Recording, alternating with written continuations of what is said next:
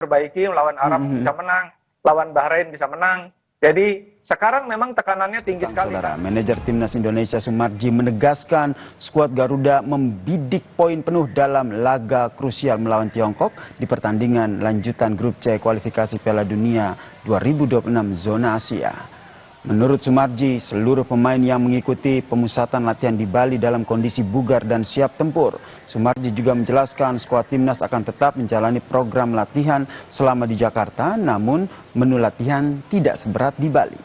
Untuk saat ini, saudara, tidak ada pemain yang dicoret dari daftar skuad Garuda. Sebanyak 30 pemain masih tetap bertahan hingga laga kontra Tiongkok di Stadion Utama Gelora Bung Karno, Jakarta pada 5 Juni mendatang. Sumarji juga memastikan belum ada rencana untuk memanggil pemain tambahan. Ya harus 3 poin, harus poin penuh, makanya doakan 3 poin ya.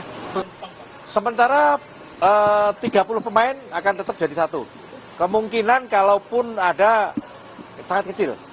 Akan kami komunikasikan kembali sama Coach Patrick. Apakah ada yang akan dipulangkan atau tidak, tetapi komunikasi awal tetap 30. Untuk kepastiannya kita tunggu nanti.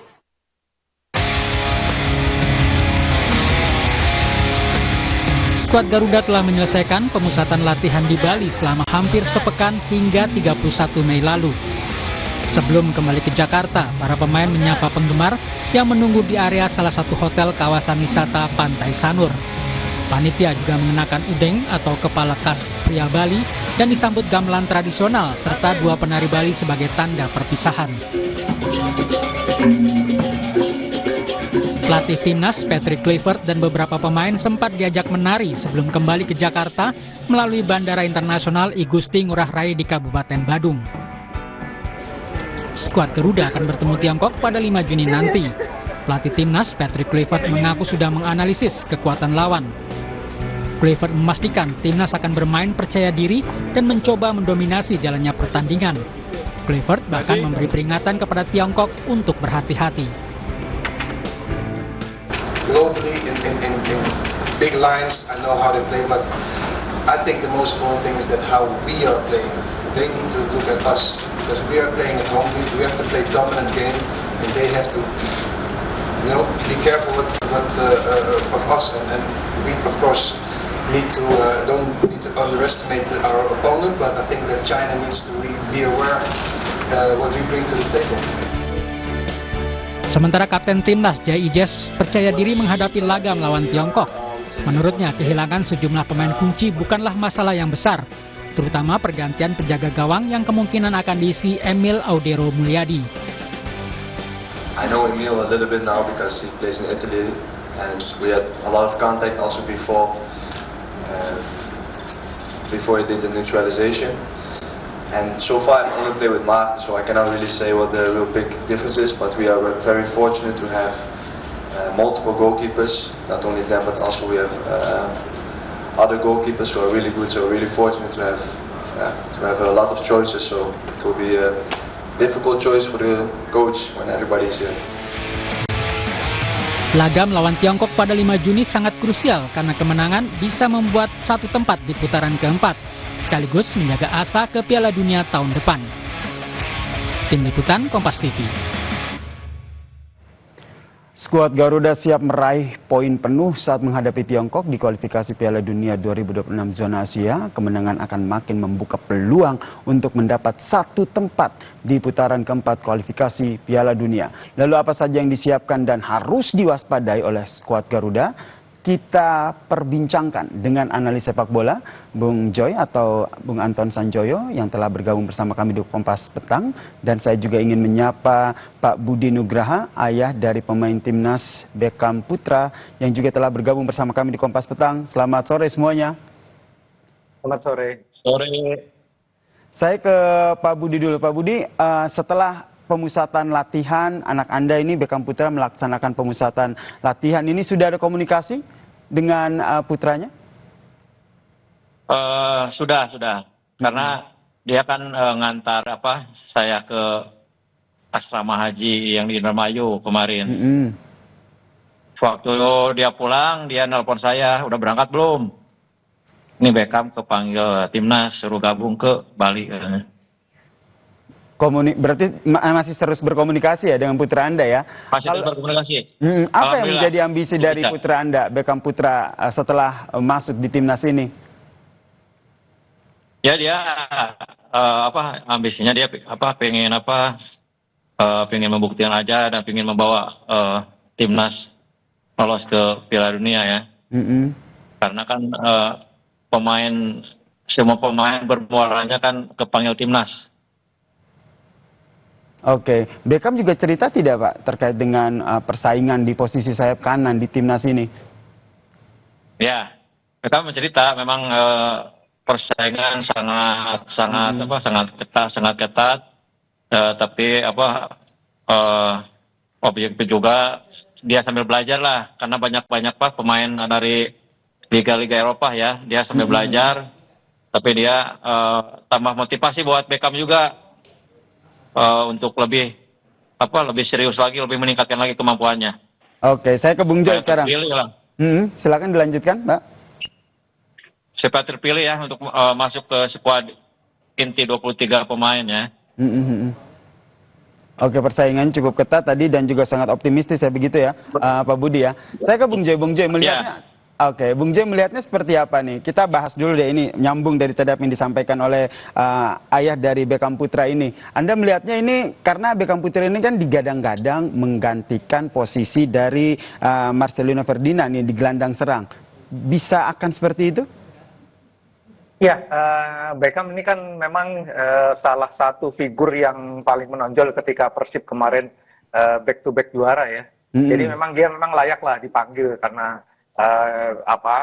kemampuannya sudah teruji di kompetisi Liga 1 dan memang kalau dibilang persaingannya ketat sekali karena Marcelino tidak ada karena ada akumulasi kartu, tapi ada Stefano Lillipali, ada Verdong, ada banyak pemain yang posisinya hampir sama. Jadi sebetulnya kalau Beckham sendiri sebetulnya utility ya, dia di tengah itu dia bisa main di poros, bisa main di kanan gitu loh. Bahkan dia menurut saya salah satu pemain yang gerakannya liar, yang sulit dibaca lawan gitu ya. Jadi menurut saya dia punya kemampuan lah untuk bersaing dengan yang ada sekarang. Karena memang kan sekarang yang dibawa Patrick kan 30 pemain, mau dibawa 30 juga nggak masalah. Tapi kan yang masuk DSP itu kan 23. Jadi saya berharap sih Beckham bisa bersaing masuk di 23 tim yang di daftar susunan pemain, sehingga confidence-nya juga akan naik. Dan saya rasa itu memang ujian pertama adalah ketika dia dipanggil ke Bali bersaing dengan pemain lain, dan memang ada vakan kan di tengah, Marcelino nggak bisa main. Tapi kalaupun nanti Marcelino bisa main, saya yakin dia bisa bersaing juga gitu. Jadi menurut saya kita harus memberi support lah kepada pemain yang baru dipanggil masuk ke skuad timnas, karena yang lainnya kan seperti dibilang oleh Pak Budi tadi, memang yang lain kan kebanyakan bersaing di level Eropa gitu loh. Tapi Beckham harus membuktikan bahwa dia membawa Persib menjadi juara dan bisa juga bersaing di level nasional untuk masuk di skuad merah putih. Oke, ini yang nanti akan menjadi penentunya adalah pelatih timnas kita, yaitu Patrick Kluivert gitu. Kalau berbicara soal Patrick Kluivert nih, Bung Joy, sudah ada peringatan begitu dari Patrick Kluivert yang memperingatkan untuk Tiongkok agar hati-hati begitu, ada say war begitu. Apakah ini karena Patrick Kluivert Anda membacanya terlalu percaya diri atau hanya ya say war saja? Ya, itu bagian dari keseluruhan laga ya, karena kan kalau laga kualitasnya udah kualifikasi Piala Dunia, ini kan kita tidak bisa lagi melihat hanya pada satu titik. Ada titik di mana dimulailah dalam tanda kutip perang itu. Jadi saya kira itu bagian dari Kluivert kan bagaimanapun pelatih yang berpengalaman kan. Dia lama di klub, dia beberapa kali juga memegang bendera negara gitu kan. Jadi dia tahulah cywar seperti itu. Ya itu bagian dari cywar, tapi juga menurut saya bagian dari untuk menaikkan confidence team. Karena ketika melawan Cina kan kita kalah. Sementara sekarang Indonesia akan berhadapan dengan Cina di GBK, dan itu waktu yang sangat tepat untuk dalam tanda kutip membalas dendam. Dan saya kira dengan kepercayaan diri penuh, dukungan penonton yang menggebu-gebu, lalu harapan juga, asal jangan menjadi bumerang aja, harapannya terlalu tinggi, mainnya nggak lepas. Tapi saya lihat, nah ini dia nih Bung Joy, jangan sampai jadi bumerang begitu. Menurut Anda apa yang harus diwaspadai ketika melawan Tiongkok? Saya kira kalau kita lihat pertandingan-pertandingan Indonesia ketika di GBK, menurut saya hampir semuanya tidak memperlihatkan bahwa mereka grogi. Pertandingan terakhir melawan Bahrain, saya kira Bahrain yang justru yang grogi ya. Jadi Indonesia bermain sangat lepas. Ketika melawan Arab Saudi demikian juga gitu loh. Cuma memang ada beberapa pertandingan ya, terutama kalau saya lihat pertandingan melawan Australia di Sydney, pertandingan melawan Cina di kandang mereka memang tidak berkembang karena ada sedikit bukan soal teknis juga tapi soal mental ya. Dan saya lihat ini bisa diperbaiki, melawan Arab bisa menang, lawan Bahrain bisa menang. Jadi sekarang memang tekanannya tinggi sekali karena kalau Indonesia sampai draw, peluang untuk ke posisi 4 memang berat. Apalagi kalau kalah. Tapi dugaan saya sih Indonesia akan bermain lepas dan saya kira dengan dukungan yang menggebu Indonesia bisa menang. Bahkan kemarin saya sempat mengatakan kalau bermain biasa saja dengan standar Indonesia sekarang bisa menang dengan selisih 2 gol. Oke, ini kita tentu saja berharap Indonesia menang begitu. Saya ke Pak Budi. Pak Budi, ini ada obrolan tidak dengan putra Anda begitu, Beckham Putra, terkait dengan bagaimana kekuatan dari Tiongkok ataupun selama proses TC kemarin? Ya, sebenarnya Beckham pernah ngomong juga, karena kan dia pengalaman udah pernah main di Persib waktu lawan klub Cina itu ya, waktu di ACL tuh itu di Asia.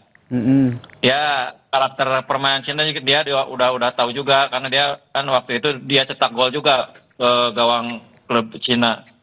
Jadi kan dia karakter Cina cepat, keras juga. Jadi Beckham udah agak tahu dikit-dikit lah untuk pemain Cina. Ya mudah-mudahan aja lah Indonesia bisa menang. Amin.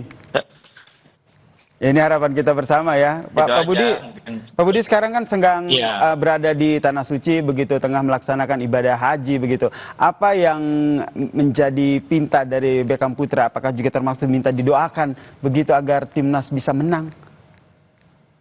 Betul. Ya kan nanti saya ke hari Rabu kita ke Wukuf di Arafah kan itu mungkin insya Allah lah. Itu kan doa-doa biasanya terkabul. Dia minta doakan Indonesia menang dan lolos ke Piala Dunia, dan Beckham juga mudah-mudahan masuk ke tim yang 2-3 dan mudah-mudahan ada menit bermain lah buat Beckham juga, dan mudah-mudahan Beckham juga bisa berkontribusi ya untuk timnas senior ini, karena ini pertama kali Beckham dipanggil timnas senior. Baik, doa seorang ayah dari Tanah Suci insya Allah akan membawa keberkahan dan juga kemenangan ya untuk Indonesia melawan Tiongkok. Dan juga saya yakin Bung Joy juga sama nih, berharap Tiongkok akan menang. Indonesia akan menang melawan Tiongkok di GBK 5 Juni mendatang. Terima kasih Bung Anton Sanjoyo, analis sepak bola, dan juga Pak Budi Nugraha, ayah dari pemain timnas Beckham Putra, telah bergabung bersama kami di Kompas Petang. Salam sehat semuanya.